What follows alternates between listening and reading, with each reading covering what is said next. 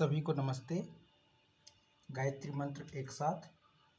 ओम भूर्भुवः स्वः तत्सवितुर्वरेण्यं भर्गो देवस्य धीमहि धियो यो नः प्रचोदयात्। ॐ शान्ताकारं भुजगशयनं पद्मनाभं सुरेशं विश्वाधारं गगनसदृशं मेघवर्णं शुभांगं लक्ष्मीकान्तं कमलनयनं योगिभिर्ध्यानगम्यं वन्दे विष्णुं भवभयहरं सर्वलोकैकनाथम्। ॐ यं ब्रह्मा वरुणेन्द्र रुद्रमरुतः स्तुन्वन्ते दिव्यैस्तवैः वेदैः साङ्गपदक्रमोपनिषदैः गायन्ति यं सामगाः ध्यानावस्थिततद्गतेन मनसा पश्यन्ति यं योगिनो यस्यान्तं न विदुः सुरासुरगणा। देवाय तस्मै नमः। देवाय तस्मै नमः। एक काफ़ी लंबे समय के पश्चात गीता माता ऑनलाइन कक्षा में आप सभी का पुनः हार्दिक स्वागत है। पिछली कक्षाओं में हमने 8वें अध्याय के 8 श्लोकों का अभ्यास हमने कर लिया था। चूँकि काफ़ी समय हो गया है, इसीलिए हम पुनः एक से ही पहले श्लोक से ही इनके भाव को समझते हुए एक फास्ट रिवीजन जो होता है उसको हम करते हैं, जिसमें हम आगे वाले श्लोकों के भाव से जुड़ पाएंगे। तो 8वें अध्याय में जो शुरुआत हुई थी, इसमें अर्जुन ने भगवान श्री कृष्ण से प्रश्न पूछे थे। ब्रह्म, अध्यात्म, कर्म आदि से संबंधित 7 प्रश्न पूछे गए थे। उनका उत्तर भगवान श्री कृष्ण अर्जुन को देते हैं। तो उन्होंने पूछा था कि हे पुरुषोत्तम, वह ब्रह्म क्या है। दूसरा पूछा था अध्यात्म क्या है। तीसरा प्रश्न था कर्म क्या है। फिर आगे था कि अधिभूत नाम से किसको कहा गया है, अधिदेव किसको कहा गया है। फिर आगे प्रश्न थे कि अधियज्ञ क्या है और इस शरीर में वह कैसे है। इसके बाद 7वां जो सबसे महत्वपूर्ण प्रश्न था वह यह था कि अगर कोई युक्त चित्त वाला व्यक्ति, अगर वह अंत समय में, मतलब युक्त चित्त व्यक्ति द्वारा अंत समय में अगर आप जानने में आते हैं, अगर कोई युक्त चित्त वाला व्यक्ति आपका ध्यान करता है या आपको जानता है, तो वह किस प्रकार जानता है आपको, माने आप उसके ज्ञान में कैसे आते हैं, क्या स्वरूप आता है आपका, ऐसा वो प्रश्न करते हैं। तो भगवान कहते हैं, उत्तर देते हुए कहते हैं कि परम अक्षर जो है वो ब्रह्म है। ब्रह्म को कहा परम अक्षर। परम माने श्रेष्ठ, और अक्षर का मतलब जिसका क्षरण ना हो, जो हमेशा रहने वाला हो, जिसकी हानि ना हो, जिसको कम नहीं किया जा सके, क्षरित ना किया जा सके, वह है ब्रह्म। और अध्यात्म क्या कहा, तो अपना स्वरूप अर्थात जीवात्मा को अध्यात्म कहा गया। अधि आत्म, आत्मा माने स्वयं, अधि माने अंदर, अधिकरण।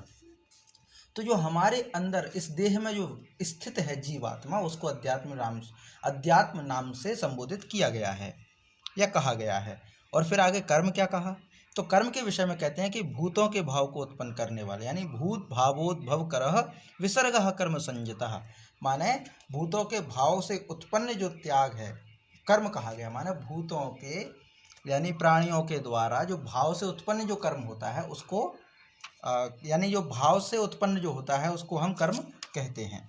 यह हो गया था। फिर आगे था अधिभूत, अधिदेव और अधियज्ञ के विषय में जो भगवान से प्रश्न पूछे थे अर्जुन ने, तो उसके उत्तर में कहते हैं कि उत्पत्ति, विनाश और धर्म वाले सब, माने ऐसे पदार्थ जो उत्पत्ति धर्म वाले हों, विनाश धर्म, धर्म माने लक्षण, तो उन पदार्थों का जिनका उत्पत्ति का धर्म हो, यानी उत्पत्ति की जा सके, उनका विनाश किया जा सके, वो सभी पदार्थ अधिभूत हैं। अधिदेव किसको कहा, तो हिरण्यमय पुरुष। हिरण्यमय पुरुष अर्थात जिसको शास्त्रों में सूत्रात्मा अर्थात इस संसार के सूत्र के रूप में काम करे, जो सबसे पहला व्यक्ति है। उसको हिरण्यगर्भ भी कहते हैं, उनको प्रजापति भी कहते हैं, उनको ब्रह्मा के नाम से भी संबोधित किया गया है। वो अधिदेव हैं, यानी जो हिरण्यमय पुरुष हैं वह अधिदेव माने गए हैं। इसके बाद आगे कहते हैं कि इस शरीर में जो है मैं वासुदेव ही हूँ, माने अंतर्यामी के रूप में मैं ही सर्वत्र व्याप्त हूँ। और इसका अर्थ ये नहीं है कि सिर्फ भगवान कृष्ण ही। जब हम पढ़ते हैं वेदों की सूक्तियाँ जब कहती हैं तो उसमें एक आता है कि गुरु शिष्य परंपरा में गुरु से प्रश्न पूछता है शिष्य कि गुरु जी आप कौन हैं? तो गुरु कहते हैं कि अहम ब्रह्मास्मि। फिर वो अपने बारे में पूछता है कि भाई मैं कौन हूँ? फिर तो कहते हैं तत्त्वमसि, तुम भी वही ब्रह्म हो। तो इससे क्या अर्थ स्पष्ट होता है कि हम सभी वही ब्रह्म के अंश हैं। तो अर्थात जो वासुदेव हैं जिस रूप में वो हैं वही मैं हूँ। एक बहुत अच्छा संगीत है कैलाश खेर जी का, उसमें वो कहते हैं कि जगत चेतना हूँ अनादि अनंता, न मन हूँ न बुद्धि न चित्त अहंकार। ना तो मैं मन हूँ, ना ही मैं बुद्धि हूँ, ना ही मैं चित्त हूँ, ना ही अहंकार हूँ, ना ही मैं कोई इंद्रियां हूँ। मैं तो जगत चेतना हूँ। जगत चेतना अर्थात जिससे जगत को चेतना प्राप्त हो, जिससे जगत को जीवन प्राप्त हो, वह मैं हूँ। तो ये हर एक प्राणी के अंदर समाया हुआ है। ऐसा नहीं कोई एक विशेष व्यक्ति है या कोई एक विशेष स्थान है, वह सर्वत्र व्याप्त है। जहाँ जहाँ जीवन है, जहाँ जहाँ वायु है, जहाँ जहाँ अस्तित्व है, वहाँ वही एक परमात्मा है, उसके हम सब हैं। माने हमारा ही रूप है वह, या हम ही उसके रूप हैं, हम एक ही हैं। अर्थात समुद्र का ही जल सर्वत्र है। एक जल को हम कितने ही पात्रों में रख दें, पर जल तो एक ही है, वह हर जगह व्याप्त है, वो जल ही है। इस प्रकार भले हम किसी के भी अंदर व्याप्त हों, भले ही वह आत्मा किसी चींटी के अंदर हो, हाथी के अंदर हो, किसी पशु के अंदर हो, किसी मनुष्य के अंदर हो, किसी बड़े राजा के अंदर हो, किसी भिखारी के अंदर हो, पर आत्मा तो एक है। ये पूरा इसमें हो गया था। फिर आगे जो 7वां प्रश्न था जिसमें ये पूछा गया था कि जो भगवान का स्मरण करता है तो उसको क्या फल मिलता है, तो इसमें ये कहते हैं कि जो पुरुष, अर्जुन को उत्तर देते हुए कहते हैं कि जो पुरुष, भगवान कहते हैं कि जो पुरुष मुझको ही स्मरण करता हुआ शरीर त्याग करता है वह मेरे साक्षात स्वरूप को प्राप्त होता है, इसमें कोई संशय नहीं है। ये भगवान यहाँ पर कह चुके थे कि मेरा स्मरण करते हुए अगर जो कोई व्यक्ति प्राण त्यागता है तो वह मुझे ही प्राप्त करता है। फिर आगे ये आया था कि यह मनुष्य अंत काल में मुझे ही नहीं, जिस जिस भाव को स्मरण करता है, जिस जिस भाव को स्मरण करते हुए शरीर त्यागता है, उस भाव को उसका शरीर प्राप्त होता है, या उसकी जीवात्मा उस भाव को प्राप्त होता है। ये पहले कह चुके थे। इसके बाद फिर आगे था 7वें श्लोक में वह कहते हैं, अर्जुन को आदेश करते हुए क्या कहते हैं कि सभी समय में, सभी कालों में मेरा स्मरण कर और युद्ध कर। क्योंकि पहले अर्जुन से भगवान श्री कृष्ण कह चुके हैं कि जो जिसका स्मरण करते हुए शरीर त्याग करता है उसको वही प्राप्त होता है, या वह वहीं प्राप्त होता है। तो वैसे ही अर्जुन से कहा कि हे अर्जुन, तुम युद्ध तो कर रहे हो पर मेरा ही स्मरण करते हुए युद्ध करो, माने भक्ति भी करो पर कर्म भी करो, अपने जीवन का संघर्ष भी सहो और भक्ति भी करो। वही सच्चा भक्त है जो भगवान का स्मरण करते हुए। और फिर आगे कहते हैं कि मुझ में अर्पण किए हुए मन से, बुद्धि से युक्त होकर के अगर तुम ये युद्ध करोगे तो निसंदेह तुम जो है मुझे ही प्राप्त होगे, ऐसा आश्वासन भगवान कृष्ण अर्जुन को देते हैं। और आगे क्या कहते हैं कि परमेश्वर के ध्यान के अभ्यास से, योग से युक्त होकर दूसरी ओर न जाने वाला चित्त, माने ये 8वां जो श्लोक है उसमें ये कहा था कि अभ्यास योग युक्तेन चेतसा नान्यगामिना परम पुरुषम दिव्यम याति पार्थानुचिंतयन्। अर्थात हे पार्थ, नियम यह है कि परमेश्वर के ध्यान के अभ्यास रूप योग से युक्त दूसरी ओर जिसका चित्त ना भटके, ऐसा कोई पुरुष, ऐसा कोई मनुष्य परम दिव्य पुरुष को अर्थात परमेश्वर को प्राप्त कर लेता है। माने परमेश्वर को प्राप्त कौन करता है? जिसका मन दूसरी जगह विचलित ना होता हो। ना अन्यगामिना, अन्यगामिना माने दूसरी ओर जाना, तो ना अन्यगामिना हो माने जिसका मन दूसरी ओर ना जाता हो, गमन ना करता हो, जिसका चित्त स्थिर हो, वही परम परमेश्वर को, परम पुरुष को, जो ईश्वर है, परमेश्वर है, उसको प्राप्त करता है वह व्यक्ति। यहाँ तक ये हो गया था। अब 9वां जो श्लोक है वो आज से आरंभ हम करते हैं। इसमें जो वर्णन है वह क्या कहा गया, क्या बताया गया है कि परम दिव्य पुरुष के स्वरूप का वर्णन है और उनके चिंतन कैसे करना, ये सब इसमें बतलाएंगे। माने स्वरूप क्या है और चिंतन कैसे करना है।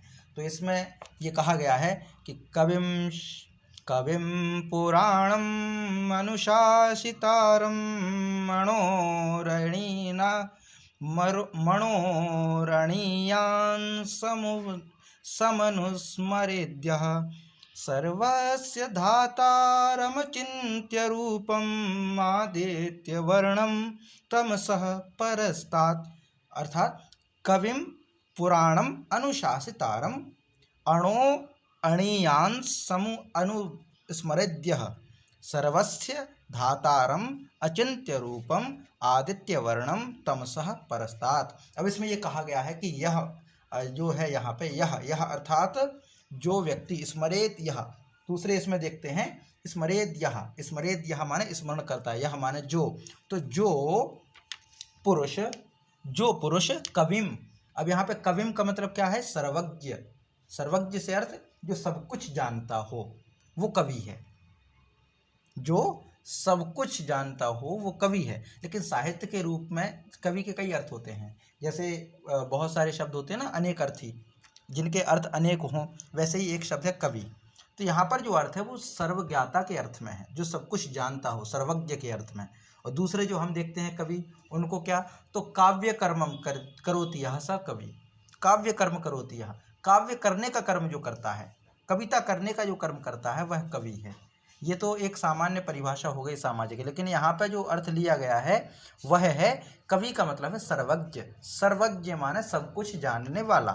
तो यह अर्थात जो पुरुष कविम अर्थात सब कुछ जानने वाले, पुराणम माने अनादि, जिसका आदि ही ना हो। हम कहते हैं ना आदि माने पहला, आदि पुरुष माने पहला पुरुष, लेकिन जो अनादि है, जिसका कोई आदि है ही नहीं, उसी को तो कहें अनादि। ना आदि इति अनादि, अन माने विपरीत अर्थ में हो जाएगा तो अनादि। और अनुशासितारम माने अनुशासन से जुड़ा हुआ शब्द है अनुशासितारम। अनुशासन, शासन का मतलब है संतुलन करना, नियंत्रण करना, नियमन करना, माने सबका रक्षा करना है ना, माने उनको कंट्रोल करना, एक तरह से कहें शासन करना। तो अनुशासितारम जो सबके ऊपर शासन करने वाला है। ये सब किसका विशेषण है, ये सब किसकी विशेषताएं हैं, तो उस परमेश्वर का स्वरूप वर्णन किया जा रहा है। क्योंकि हम पहले कह चुके हैं, ऊपर जो हेडिंग लिखी है इसमें स्क्रीन में दिख रही है, ये जो हेडिंग लिखी है वह है कि परम दिव्य पुरुष के स्वरूप का वर्णन इसमें हो रहा है। तो उनका स्वरूप कैसा है, तो वह जो है वो सर्वज्ञ हैं, अनादि हैं, माने वो कभी जन्मे नहीं है, अनादि आदि ही नहीं है जिनका। और अनुशासितारम माने जो सबके ऊपर शासन करने वाले हैं। और आगे कहते हैं अणोह अणीयांसम, अणोह अणीयांसम, अणो माने सूक्ष्म और अणीयांसम माने सूक्ष्म से भी सूक्ष्म, सूक्ष्म से भी अति सूक्ष्म ईश्वर है, सूक्ष्म से भी अति सूक्ष्म। माने ये ईश्वर का स्वरूप है कि जो अगर बड़े होना चाहें, विशाल होने चाहें, तो इतना बड़ा विशाल रूप धारण कर लेते हैं कि बड़े बड़े पर्वतों को जो उठा के उखाड़ के फेंक दें, बड़े बड़े सेनापतियों को, महारथियों को जो अपने मुंह में निगल लें, पूरी पृथ्वी को अपने मुंह में समाहित कर लें, इतना विराट स्वरूप है। और जब छोटे होना चाहें तो सूक्ष्म से भी सूक्ष्म हो जाएं, छोटे से भी छोटे हो जाएं, वो ईश्वर है। तो यहाँ पे जो कहा गया अणोह अणीयांसम माने जो सूक्ष्म से भी सूक्ष्म है। और आगे क्या कहा, सर्वस्य धातारम, सर्वस्य धातारम माने सर्वस्य माने सबके, धातारम माने धारण पोषण करने वाले, सबके पोषण करने में समक्ष हों, समर्थ हों। जो माने हम सब कहें कि सबके दाता राम है ना, दाता एक राम भिखारी सारी दुनिया, ये भजन है। तो इसमें क्या कहा गया कि जो ब्रह्म है वो सबके दाता हैं, सबके पालने वाले हैं, सबको पालने का काम वही करते हैं, लालन पालन करना, पोषण देना, खान पान की चिंता रखना। भाई हम तो ये सोचते हैं कि हमारे बच्चों को कौन पालेगा, तो हम चिंता करते हैं, बच्चों के खान पान की व्यवस्था हम करते हैं। लेकिन जंगल में रहने वाले बहुत सारे जीव जंतु हैं, उनके भोजन की व्यवस्था कहाँ से होगी, ये बहुत सारे भिखारी हैं, उनके भोजन की व्यवस्था कहाँ होगी, बहुत सारे अनाथ हैं, उनके भोजन की व्यवस्था कहाँ होगी, ये सब निर्धारण वह करने वाले हैं, माने वो सबके पालने वाले हैं। और किसको कहाँ से भोजन मिलेगा वो सब उनकी व्यवस्था है। तो सर्वस्य धातारम, सबको धारण करने वाले हैं, सबका पोषण करने वाले हैं। और आगे क्या कहा गया कि अचिंत्य रूपम, अचिंत्य रूपम, माने उनका जो स्वरूप है वो चिंतन योग्य नहीं है, उनके स्वरूप को कोई चिंतन नहीं कर सकता, सामान्य व्यक्ति तो कर ही नहीं सकता, माने जिनके स्वरूप को चिंतन करना मुश्किल हो, आसान ना हो ये। और फिर आगे कहा आदित्य वर्णम, आदित्य वर्णम से अभिप्राय है जो सूर्य के वर्ण के जैसे हो, आदित्य वर्णम से अभिप्राय सूर्य के वर्ण के जैसे हो, यानी सूर्य के सदृश जो है नित्य चेतन स्वरूप हो। और तमसः, तमसः माने तमस का मतलब होता है अंधकार, तो तमसः माने अंधकार से, परस्तात परे हैं जो, माने अंधकार से परे हैं जो प्रकाश के स्वरूप, ये कहा ना आदित्य वर्णम। आदित्य वर्णम का मतलब क्या, आदित्य का मतलब है सूर्य, और सूर्य द्योतक हैं प्रकाश के, तो कहा तमसः परस्तात, तम से यानी अंधेरे से जो दूर हैं, ऐसे परमेश्वर को अनुस्मरेत, स्मरण करता है। कौन करता है, यह माने जो पुरुष। बात तो यही है, कहना क्या चाह रहा है, पूरा श्लोक क्या कह रहा है, श्लोक पूरा ये कहता है कि यह अनुस्मरेत, जो स्मरण करता है। ये चिंतन की विधि बाद में, स्मरण की विधि बाद में बताएंगे, पर यहाँ पे कहते हैं कि जो स्मरण करता है। तो अब ये पूरी बात कहे कि जो स्मरण करता है, अर्थ सिर्फ इतना ही है, किसको, तो परमेश्वर को, जो परमेश्वर को स्मरण करता है, कहना सिर्फ इतना चाह रहा है। लेकिन परमेश्वर कैसा है, तो उनकी पूरी विशेषताएं बताई गई हैं कि कविम अनुस्मरेत, माने सर्वज्ञ जो परमेश्वर है उसका अनुस्मरण करो, जो अनादि हैं, जो सबके नियंता है, माने सब कंट्रोल करने वाले हैं, शासन करने वाले हैं, जो बहुत छोटे से भी छोटे, सूक्ष्म से भी सूक्ष्म हैं, जो सबको धारण करने वाले हैं, सबका पोषण करने वाले हैं, जिनका स्वरूप अचिंत्य है, जिनके स्वरूप का कोई चिंतन कर ही नहीं सकता, कल्पना भी नहीं कर सकते जिनके स्वरूप की, जो सूर्य के समान प्रकाश रूप हैं, और जो अविद्या यानी अज्ञान, तमसा, तमसा माने अज्ञान, अंधकार होता है, अंधकार प्रतीक होता है अज्ञान का, अविद्या का, और प्रकाश प्रतीक होता है ज्ञान का, ज्ञान प्रकाश होता है, अज्ञान अंधकार होता है। तो यहाँ पे जो ये कहा गया ना कि तमसा परस्तात्, जो अविद्या से परे हैं, जो अज्ञान से परे हैं, जो अंधकार से परे हैं, और शुद्ध सच्चिदानंद जो हैं, परस्तात् माने तमसा परस्तात्, तमसा परस्तात् का मतलब क्या है, तमस माने अंधेरे, और परस्तात् माने दूर हैं, तमस परस्तात् माने जो अंधकार से दूर है। तो जो अंधकार मान नहीं है तो कैसे होंगे, प्रकाश, अंधकार नहीं है माने जिनका स्वरूप अंधकारमय नहीं है तो कैसा होगा, प्रकाश स्वरूप होगा। दो ही स्थिति हैं, या तो कोई अंधेरा होगा या उजाला होगा, है ना। तो यहाँ पे ये जो कहा गया है कि तमसः परस्तात्, जो अविद्या से परे हैं, अविद्या से जब परे होंगे तो एक ही स्वरूप होगा, वो होगा शुद्ध सच्चिदानंद, ऐसे परमेश्वर को अनुस्मरेत, जो ध्यान करता है। अभी ये श्लोक अधूरा है, दूसरा श्लोक पूरा करेगा इसको, 10वां श्लोक पूरा होगा। तो अभी 9वां श्लोक यहाँ तक होता है कि कविम पुराणम मनुशासितारम अणो अणीयान समनुस्मरेद्य सर्वस्य धातारम अचिंत्य रूपम आदित्य वर्णम तमसः परस्तात्। ये पूरा इसमें आता है कि जो मनुष्य इस सर्वस्व अनादि सबका नियंत्रण करने वाले ईश्वर का, जो छोटे से छोटे सूक्ष्म से सूक्ष्म ईश्वर है उनका, जो सबके लालन पालन करने वाला ईश्वर है उसका, जिनका स्वरूप चिंतन योग्य, मतलब चिंतन करने से परे है, माने अचिंत्य स्वरूप वाले, जो प्रकाश रूप है जिनका, सूर्य के समान प्रकाश है जिनका, और जो अविद्या से परे हैं, जो शुद्ध सच्चिदानंद हैं, ऐसे परमेश्वर का अनुस्मरण करता है या स्मरण करता है। ये पूरा 9वां श्लोक यहाँ पे होता है जी। तो इसका हम पाठ करते हैं और आगे फिर इसका आप पाठ कीजिए सभी। तो इसमें होगा कि कविम पुराणम मनुशासितारम मनोरणीयान समनुस्मरेद्य, कविं पुराणं मनुशासितारं अणोरणीयान् समनुस्मरेद्यः सर्वस्य धातारमचिन्त्य रूपं, सर्वस्य धातारमचिन्त्य रूपं मादित्यवर्णं तमसः परस्तात्, मादित्यवर्णं तमसः परस्तात्, कविं पुराणं मनुशासितारं अणोरणीयान् समनुस्मरेद्यः सर्वस्य धातारमचिन्त्य रूपम् आदित्यवर्णं तमसः परस्तात् मादित्यवर्णं तमसः परस्तात्। जी, इसका पाठ कीजिए। इसमें पढ़ने योग्य हो तो इसको करें, वरना हम नीचे वाला निकाल दें क्या, जो टुकड़ों वाला है, जैसा भी आप हमें बताइए। इसका पाठ कीजिए वीणा माता जी। आप आवश्यक हो तो टुकड़ों वाला निकाल दें, छोटे छोटे शब्द वाला है।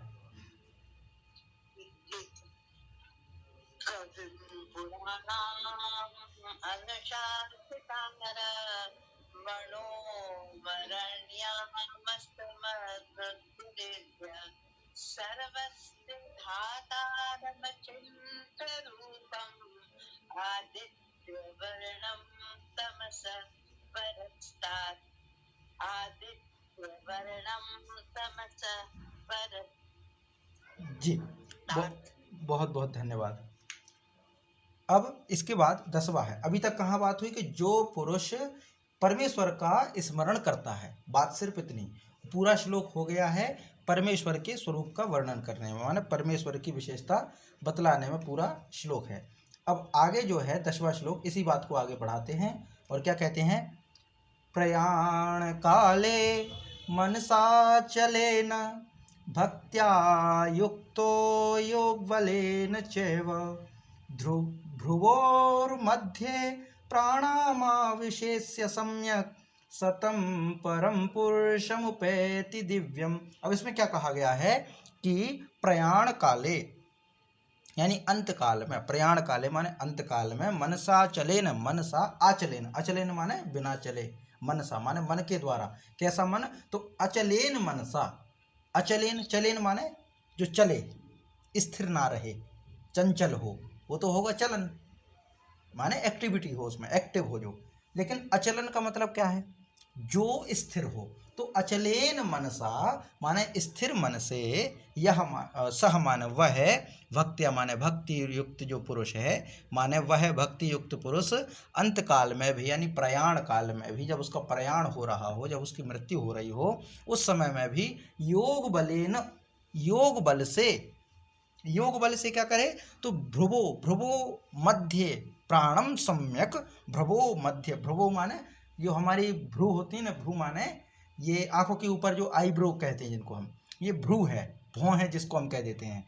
तो भौं है के मध्य में, दोनों भौहों के मध्य में जो स्थान होता है, जहाँ पे हम अक्सर तिलक लगाते हैं, यहाँ पे आज्ञा चक्र हम बोलते हैं। और इसको एक और चीज़ समझिए कि हमारी जो नाक है, कई बार ऐसा प्रश्न आता है कि हमारी जो नाक है इसमें 2 नथुने क्यों हैं, जबकि ऊपर जाकर के नाक का जो छिद्र है वो एक ही हो जाता है, लेकिन शुरू में 2 छिद्र हैं। तो 2 जो छिद्र हैं वो इसलिए ताकि वो मस्तिष्क के दोनों ओर कंट्रोल कर सके, क्रॉस होकर के सांस जब लेते हैं तो क्रॉस होती है, माने लेफ्ट साइड से ली गई सांस, लेफ्ट साइड का जो नथुना है वहाँ से ली गई सांस राइट ओर, माने मस्तिष्क जो ब्रेन है हमारा वो राइट ओर कवर करती है, और राइट जो नथुना है वहाँ से ली गई जो सांस है वो लेफ्ट माइंड में जाती है, ब्रेन में जाती है।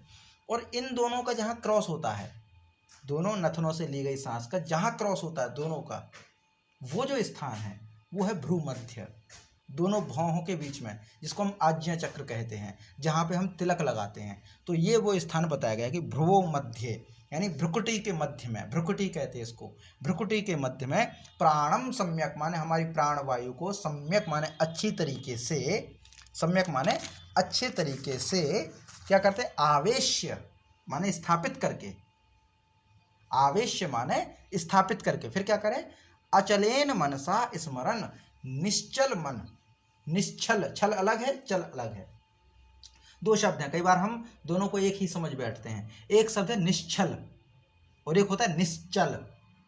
निश्चल का मतलब है बिना छल के, छल होता है ना धोखा देना, छल करना, तो निश्चल बिना छल के, और यहाँ पे निश्चल बिना चले। तो निश्चल मन से स्मरण करता हुआ, तम माने उस, दिव्यम माने दिव्य रूप, परम माने परम जो है, पुरुषम एव उपैति, उस पुरुष परमात्मा को ही प्राप्त होता है। विधि बता दी स्मरण कैसे करना है। तो ये कहा कि भ्रुकुटी में अपने प्राणों को स्थित करना, भ्रुकुटी के मध्य में अपने प्राणों को स्थित करके और निश्चल मन से उस परमेश्वर का ध्यान करते हैं तो दिव्य रूप परमात्मा को ही प्राप्त करते हैं। ये पूरी इसमें कहा गया। और कब, तो ये कहा कि भले मध्य में कहें तो कोई दिक्कत नहीं, लेकिन अगर प्रयाण काले में भी यानी अंतिम समय में भी अगर कोई व्यक्ति जागरूक होकर के इस प्रकार का अभ्यास करता है, योग अभ्यास करता है, तो वह उस परमेश्वर पुरुष परमात्मा को ही प्राप्त करता है। ये पूरी स्थिति बताई। और बहुत सारे ध्यान की स्थिति बताते हैं। ध्यान की स्थिति कई बार ऐसा बताते हैं, ये अलग अलग पद्धतियां हैं जो मुझे समझ में आता है अपनी बुद्धि के अनुसार, जो मेरा अभी के अनुभव है उसमें ये समझ में आता है कि ध्यान का मतलब क्या है, हमारे मन को एकाग्र करना। जप अलग चीज है, जप करना एक अलग चीज है और ध्यान करना अलग चीज है। दरअसल ध्यान एक बड़ा प्रक्रिया है और ध्यान के अंतर्गत जप है, ध्यान के अंतर्गत जप है। जैसे ध्यान क्यों करते हैं, मन को एकाग्र करने के लिए, तो मन को एकाग्र करने के लिए एक विधि जप है जिसमें हम अपने गुरु का, अपने इष्ट देव का नाम स्मरण करते हैं, जप करते हैं, राम राम राम राम राम राम राम राम राम राम, ऐसे राधे राधे राधे राधे राधे राधे, या कोई मंत्र जपते हैं, ओम नमः शिवाय ओम नमः शिवाय ओम नमः शिवाय, इस प्रकार से जप करते हैं, माला जपते हैं। तो इसमें क्या है, ये ध्यान की एक विधि है। क्योंकि हम कई बार कहते हैं ना कि आप जो जप कर रहे हैं उसका चिंतन भी करना है, पर मन जो है भटक जाता है। तो पूरी प्रोसेस जो चल रही है वो मन को एकाग्र करने की चल रही है। ऐसा तो है नहीं कि मन के अंदर कोई विचार आएंगे ही नहीं, ऐसा तो कभी होता ही नहीं है। मन है तो कोई तो विचार रहेगा ही, लेकिन अभ्यास उस चीज का करना है कि हम अपने मन को एक किसी विचार पर स्थिर करें, हमारा मन भटके नहीं कि थोड़ी देर के लिए इसका चिंतन किया, फिर इसका चिंतन कर लिया, फिर यहाँ चिंतन कर लिया, फिर वहाँ चिंतन कर लिया। ऐसा जो मन होगा वो निश्चल नहीं होगा, वो चंचल होगा। तो स्थिर मन से मतलब क्या है कि मन एकाग्र हो। तो इसके लिए बहुत सारी विधियां हैं। कोई एक विधि ऐसी भी होती है ध्यान करने की कि हम अपनी जो सांसें होती हैं, सांस लेना सांस छोड़ना, नॉर्मल तरीके से, प्राणायाम नहीं करना, नॉर्मल तरीके से सांस हम ले रहे हैं छोड़ रहे हैं, ले रहे हैं छोड़ रहे हैं, तो अपने मन को एकाग्र करके सभी विचारों को हटा करके, मन को सब जगह से हटा करके अपनी सांसों पर फोकस करना। हम सांस ले रहे हैं, सांस छोड़ रहे हैं, ये ध्यान की एक प्रक्रिया है। दूसरा, बिना कुछ बोले मन में उपांशु जप करते, बिना कुछ बोले जप करते हैं, मन ही मन में जप करते, तो ये भी एक ध्यान की विधि है। कोई माला लेके करते हैं ताकि हमें ध्यान आए कि हमें ये मन का खिसकाना है, मन का खिसकाएंगे तो हमारा ध्यान इसकी ओर खींचेगा, एकाग्र होगा। तो ये जो है ये भी ध्यान की एक स्थिति है। कुछ जब ये ध्यान की स्थिति आगे बढ़ती है, ध्यान की स्थिति जब आगे बढ़ती है तो फिर योग भी इसमें शामिल है, और योग के अंतर्गत आएगा प्राणायाम। माने क्या है ना, प्राण को स्थापित करना। प्राण को स्थापित करने का विषय है प्राण योग का, योग के अंतर्गत आता है प्राणायाम। तो ये योग का विषय, इसलिए पहले कहा योगेन, योग बलेन, योग के बल से, योग के द्वारा, क्योंकि योग नहीं करेंगे तो हम प्राणों को स्थिर नहीं कर पाएंगे। तो प्राण को स्थिर करने के लिए आवश्यकता पड़ेगी योग बल की। और कहाँ स्थिर करना है, तो भ्रू मध्य, दोनों भौहों के मध्य में, भ्रुकुटी में। और जब भी कोई सिद्ध पुरुष ध्यान करते हैं, किसी के दर्शन करते हैं, अपने इष्ट देव के दर्शन करने को कहते हैं कि हाँ ध्यान में बैठ करके दोनों हाथ गोदी में रख करके अपने इष्ट का ध्यान करेंगे, तो ध्यान कहाँ करेंगे, तो भ्रुकुटी में ही ध्यान किया जाता है। ये भ्रुकुटी है हमारी नेत्रों के बिल्कुल बीच में, दोनों नेत्रों के थोड़े ऊपर भौहों के बीच में ये जो स्थिति होती है, यहाँ पे तिलक लगाते हैं, ये स्थिति है भ्रुकुटी मध्य।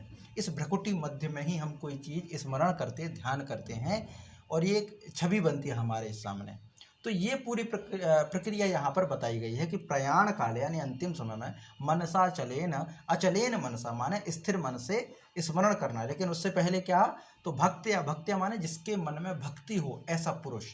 तो भक्त्या युक्तो, भक्ति से युक्त जो पुरुष है वह योग बलेन, योग के बल से क्या करना है, भ्रुवोर मध्य प्राणम आवेश्य, सम्यक आवेश्य। भ्रुवो मध्य माने भौहों के मध्य में, भ्रुकुटी के मध्य में प्राणम अर्थात प्राण को सम्यक आवेश्य, अच्छी तरह से स्थापित करके फिर आता है कि अचलेन मनसा, स्थिर मन से, निश्चल मन से, तम परम पुरुषम यानी दिव्यम पुरुषम उपैति, उस परम पुरुष परमात्मा को ही उपैति माने प्राप्त करता है। लेकिन ये पूरी प्रोसेस बता दी करना कैसे है। भौहों के मध्य में, भ्रू मध्य में स्मरण करना है, ध्यान करना है, अपने प्राण को स्थिर करना है। प्राण को स्थिर करना योग बल से होगा और ध्यान से होगा भ्रुकुटी के मध्य में स्थिर रखना। तो ये जो पूरे मन को अचल रखना, माने मन विचलित होगा तो ध्यान भटकेगा, इसीलिए कहा गया है कि मन को एकाग्र करना। अब ये पूरी प्रक्रिया है ईश्वर को प्राप्त करने की, जो भगवान श्री कृष्ण ने अर्जुन को बताई है। भाई ये पूरी प्रोसेस क्या है, यही है। अब इसके लिए बहुत सारी प्रोसेस चलती रहती हैं, बहुत सारी प्रोसेस चलती रहती हैं। माने अब इसमें बताइए, इसमें कहाँ कोई जलाभिषेक करने का नियम है, या कहाँ कुछ जो है व्रत उपवास, ये पर ये महत्व ऐसा नहीं कि इनका महत्व नहीं है, यूजलेस है, नहीं यूजलेस नहीं है। ये योग के अंतर्गत आ गए, ये मन को एकाग्र करने के लिए सहयोगी होंगे, ये मन को एकाग्र करने में सहयोगी होंगे। हमारे मन में कोई मैल ना जम पाए, हमारा शरीर शुद्ध रहे, इसके लिए व्रत उपवास, आसन, प्राणायाम, नियम, दिनचर्या और मंत्र, भजन, ये सब आवश्यक है ताकि हमारा मन स्वस्थ हो। भाई मन ही स्वस्थ नहीं होगा तो मन अचल कैसे होगा। तो मन को संतुलित बनाए रखने के लिए हमारे समाज में बहुत सारे भजन चलते हैं, क्योंकि मन एकाग्र हो, मन स्वस्थ हो। तो मन स्वस्थ, स्वस्थ मन से ही हम ये सब कर पाएंगे, है ना। अस्वस्थ मन से ये सब कर पाना संभव नहीं होता है। तो इसीलिए ये पूरा ये चलता है। तो यहाँ पे जो ये है कि प्रयाण काले मनसा चलेन भक्त्या युक्तो योग बलेन चैव भ्रोर मध्ये प्राणमावेश्य सम्यक सतम परम पुरुषम उपैति दिव्यम। ये पूरा इसमें हो जाएगा। तो इसको हम पाठ करते हैं।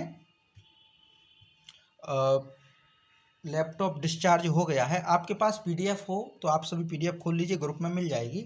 और हम भी पीडीएफ जो है स्क्रीन शेयर नहीं हो पाएगी, तो इसके लिए क्षमा चाहते हैं।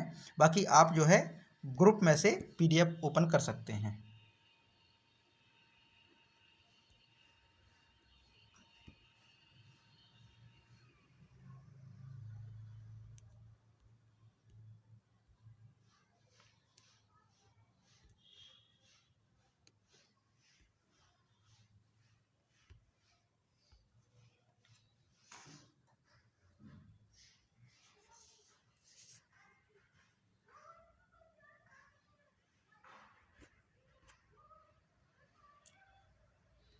दसवां श्लोक चल रहा है।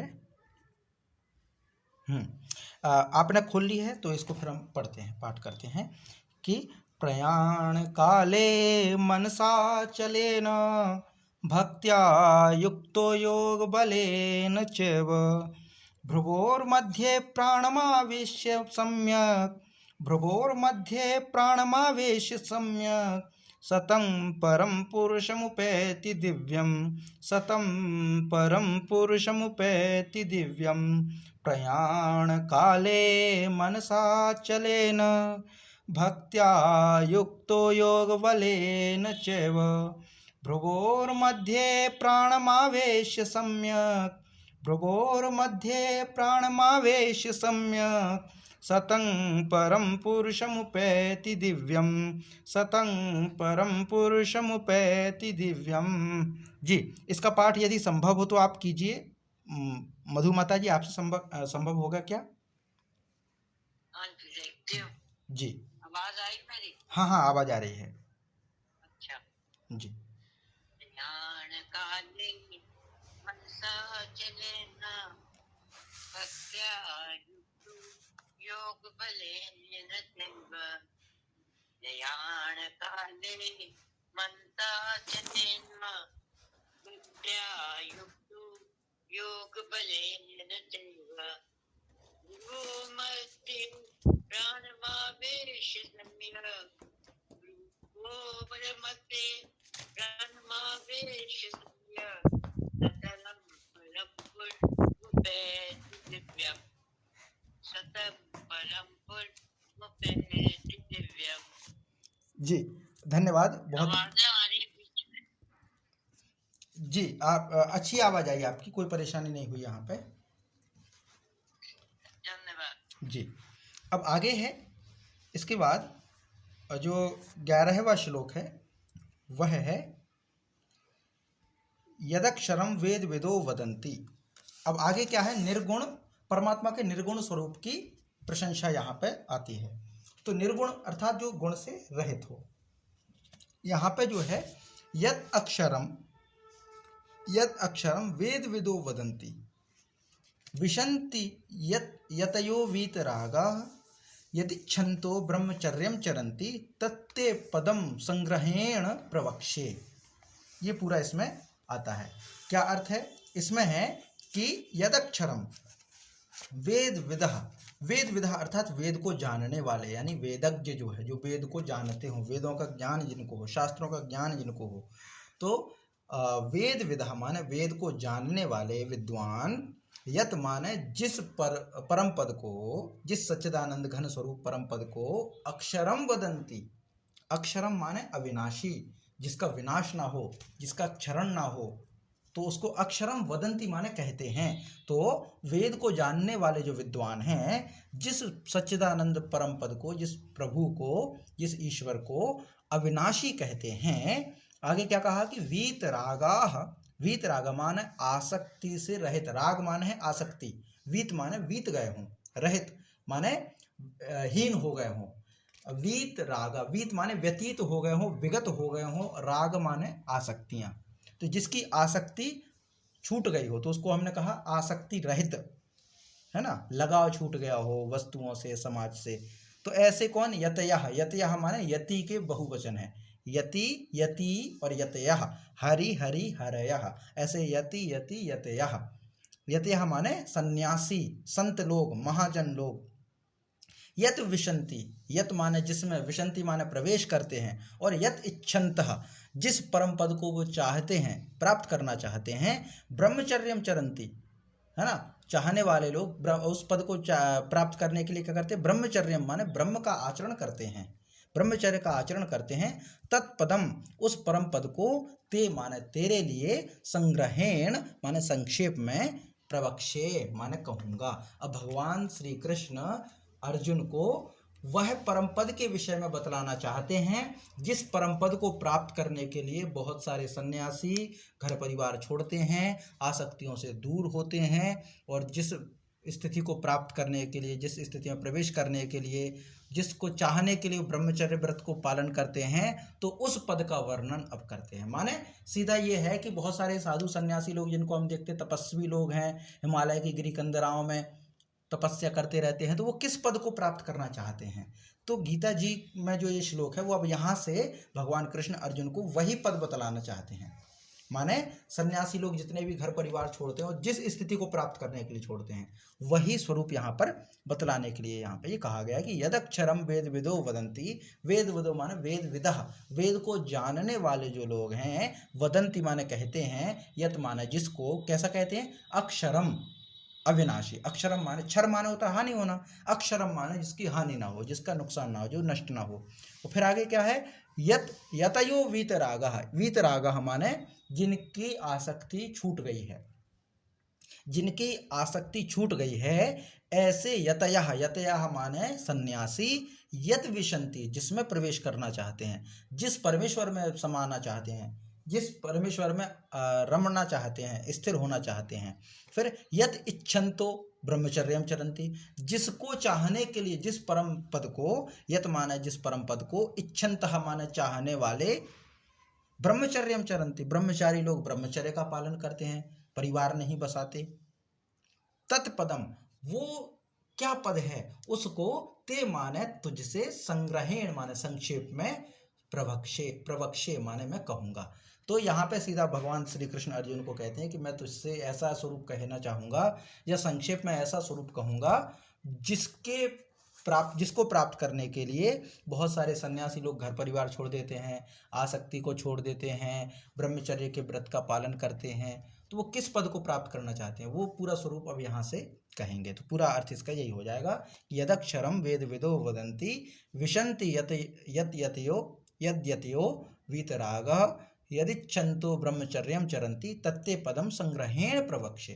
तत्ते पदम, ते पदम, तत् माने उस पद को, ते माने तुझसे, पदम संग्रहेण माने संक्षेप में, प्रवक्ष्ये माने कहूँगा। अब संग्रहेण प्रवक्ष्ये क्यों, संग्रहेण क्यों, विस्तार से क्यों नहीं? तो ये है कि भाई जैसे हम गुरु के विषय में कहते हैं कि सब धरती कागज करूं, लेखनी सब बन राज, लेखनी सब बन राज, और 7 समुद्र की मसी करूं पर गुरु गुण लिखा ना जाए। तो गुरु गुण को लिखने के लिए 7 समुद्र की मसी कम पड़ जाएगी, माने मसी माने स्याही करें, 7 समुद्र की जल राशि कम पड़ जाए, धरती कम पड़ जाए, वनों के माने जितने भी वृक्ष हैं उनको लेखनी बनाई जाए। इतना सब कुछ करने के बाद भी जब गुरु के स्वभाव का वर्णन नहीं कर सकते हैं तो फिर परम पिता परमेश्वर का विस्तार कितना होगा। तो विस्तार में तो कोई कह नहीं सकता कि मैं विस्तार से समझाऊंगा। परमेश्वर को कौन समझा सकता है विस्तार से, और समझ कौन सकता है। चलो भगवान श्री कृष्ण है, वो तो समझा भी देंगे, पर समझ कौन सकता है विस्तार से। किसको इतनी फुर्सत है कि लगे रहें समझाने के लिए, तो भ्रमित हो जाएंगे। इसीलिए भगवान श्री कृष्ण कहते हैं कि मैं संक्षेप में कहूंगा, ताकि संक्षेप का ज्ञान समझ में आता है।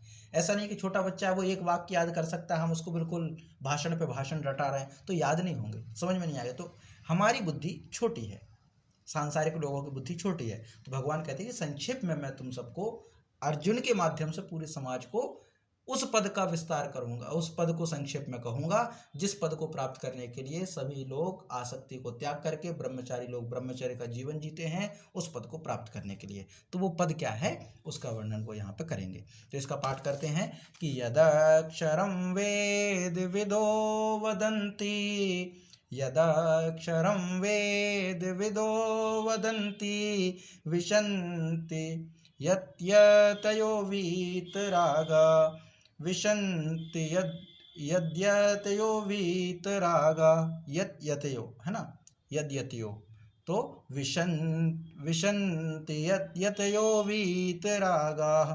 यदिच्छन्तो ब्रह्मचर्यं चरन्ति, यदिच्छन्तो ब्रह्मचर्यं चरन्ति, तत्ते पदं संग्रहेण प्रवक्षे, तत्ते पदं संग्रहेण प्रवक्षे। यदक्षरं वेद विदो वदन्ति, विशन्ति यत्यतयो वीतरागा, यदिच्छन्तो ब्रह्मचर्यं चरन्ति, तत्ते पदं संग्रहेण प्रवक्षे, तत्ते पदं संग्रहेण प्रवक्षे। जी, इसका पाठ कीजिए। मैं करूं? हाँ, आप कीजिए माता जी।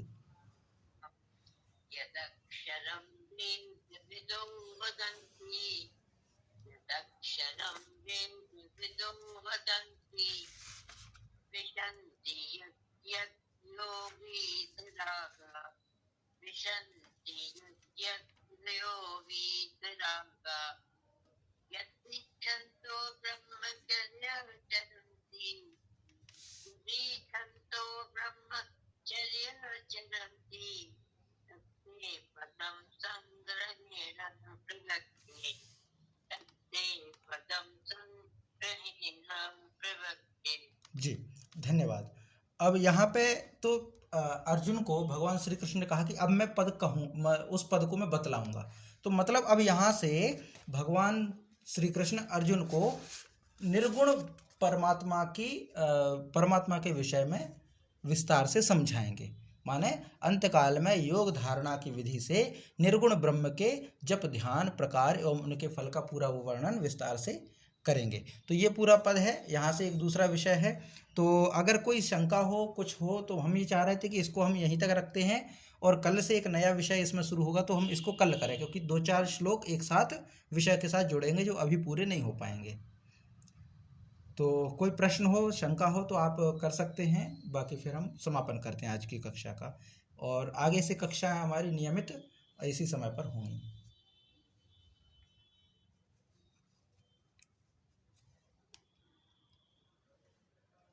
जी ठीक है, फिर शांति पाठ करते हैं। आज के लिए इतना ही है, बाकी कल करेंगे फिर। ओम सहनाववतु सहनो भुनक्तु सह वीर्यं करवावहै तेजस्विनावधीतमस्तु मा विद्विषावहै। ओम शांति शांति शांति। जी नमस्ते सभी को।